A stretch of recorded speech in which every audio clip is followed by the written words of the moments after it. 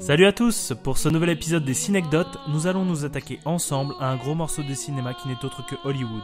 Tout le monde connaît Hollywood. Film, sex and son, stars, strass et paillettes, c'est la mecque du cinéma pour tous les passionnés d'images.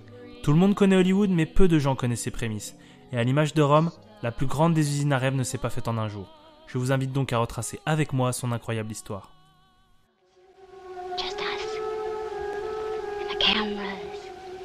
And those wonderful people out there in the dark. All right, Mr. DeMille, I'm ready for my close-up. Nous sommes en 1886 aux États-Unis. Le démocrate Grover Cleveland est le 22e président américain, alors que le pays connaît sa seconde révolution industrielle. Cet élan de modernité est présent dans tous les domaines. John Pemberton, un pharmacien d'Atlanta, en profite pour lancer la production d'un nouveau médicament qui permettrait d'arrêter les addictions. L'entreprise Coca-Cola voit le jour. Et la ville d'Atlanta, sous période de prohibition, va développer rapidement une certaine accoutumance pour cette nouvelle boisson médicinale à base de feuilles de coca, de noix de cola et saupoudrée de cocaïne véritable. La multiplication des moyens de transport, de communication et de circulation permet aux populations de la côte Est de suivre le rêve de conquête de l'Ouest. C'est le cas d'un couple de promoteurs immobiliers, Daeda et Harvey Wilcox, qui débarquent de Topeka, Kansas, pour tenter eux aussi leur chance au soleil. Ils achètent un petit lopin de terre de 25 hectares sur les hauteurs désertiques de Los Angeles pour s'y installer et y construire un ranch. Lors du voyage en train, une femme a conté à Daeda que des immigrés allemands de l'Ohio avaient appelé leur ranch Hollywood. Tombé sous le charme de ce nom qui veut simplement dire bois de houx, Daeda décide donc de rebaptiser son nouveau ranch. Étant peu convaincu par Figwood, nom initialement prévu en raison des nombreux figuiers sauvages ornant les collines aux alentours de la propriété. Nous sommes un an plus tard, le 28 janvier 1887. À l'autre bout du monde, Gustave Eiffel commence la construction de sa tour de 300 mètres pour l'exposition universelle de Paris 1889.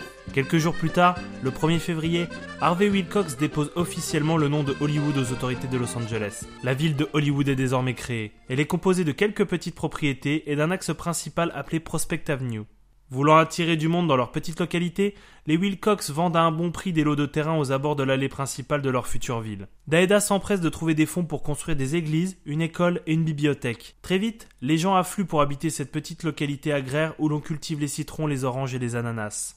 À l'année 1900, à l'heure où les grandes nations règlent violemment leurs conflits d'intérêts, Hollywood compte 500 habitants dans un monde qui en compte 1,5 milliard. Depuis la mort de son mari en 1891, Daeda s'est remariée avec Philo Beveridge et continue son rêve de fonder une communauté parfaite. Avec des trottoirs, des routes pavées, un théâtre, un journal, un bureau de poste et de belles villas, Hollywood devient une petite banlieue pavillonnaire où les riches familles de Los Angeles viennent s'installer.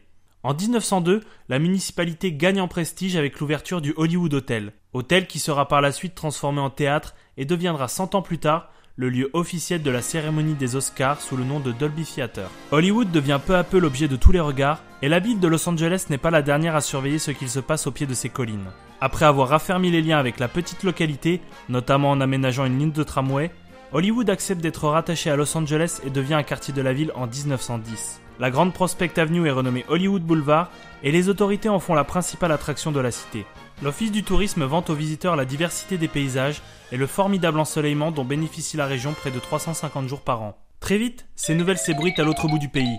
Les premiers studios de cinéma basés à New York s'interrogent sur le potentiel de ce nouvel Eldorado. Beaucoup de lumière pour les caméras, beaucoup de main-d'œuvre, des terrains pas chers, une diversité dans les paysages et surtout, pas de syndicats. Mais les producteurs sont frileux. S'exiler au fin fond de l'Ouest réduirait la visibilité de leurs projets cinématographiques. Cependant, un jeune visionnaire du nom de David Ward Griffiths flaire le bon filon et prend son courage à deux mains pour lancer sa carrière sous le soleil de Californie. Représentant du studio Biographe sur place, il s'entoure des futurs grands noms du cinéma. Lillian Gish, Mary Pickford, le caméraman Billy Bitzer et Lionel Barrymore parmi les plus fameux. Je vous ai amené le soleil dans les bagages. Heureusement que vous n'avez pas compté sur moi, hein. Parce que sinon il fera un sale temps. Comme j'ai paumé mes bagages. Très drôle. En mars 1910, alors que Paris vit depuis 40 jours la crue de Seine la plus importante de son histoire... J'ai pas pied là. T'inquiète pas. Calme-toi. J'ai pas pied là, Jérôme. Calme-toi. Griffiths et son court-métrage In All California devient le premier réalisateur à filmer sur les terres hollywoodiennes. Mais ce ne sera pas pour autant le premier film hollywoodien. La biographe voyait en Hollywood un moyen de tourner en période hivernale pour ne pas arrêter son activité. Elle ne prévoyait pas encore d'y installer ses bureaux. Peu à peu, les tournages se multiplient. Des studios de fortune naissent un peu partout à Hollywood. Des anciennes boutiques et des ranchs sont convertis en plateaux de tournage pour réaliser des westerns. En 1911, La Nestor Film Company des frères Horsley quitte le New Jersey et devient le premier studio à s'implanter de façon permanente à Hollywood. Rapidement, d'autres studios emboîtent le pas.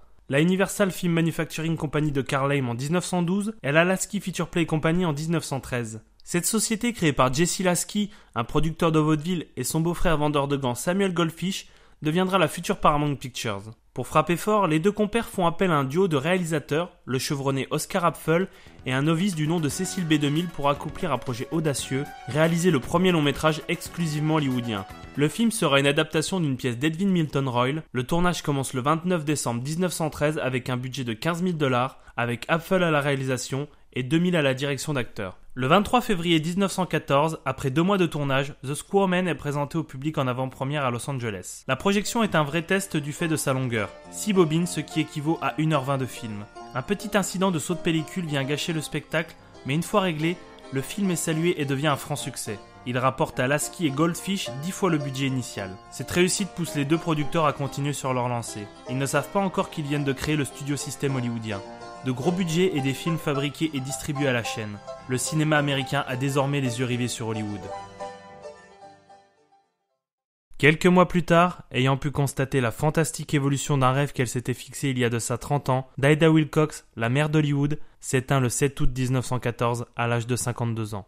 En 1919, Charles Chaplin, Mary Pickford, David Griffiths et Douglas Fairbanks créent la United Artists qui devient le premier studio de film indépendant à Hollywood. En 1923, dans un premier temps publicité d'un grand projet immobilier, le panneau Hollywoodland est sauvegardé et devient le symbole d'une industrie cinématographique naissante et déjà puissante. 30 années ont changé ce petit bout de terre désertique en capitale mondiale du cinéma grand spectacle. La machine est désormais lancée. Hollywood vit son âge d'or, scintille de mille feux avec ses stars et fait rêver des millions de spectateurs à travers le monde. Enfin, vous connaissez la suite.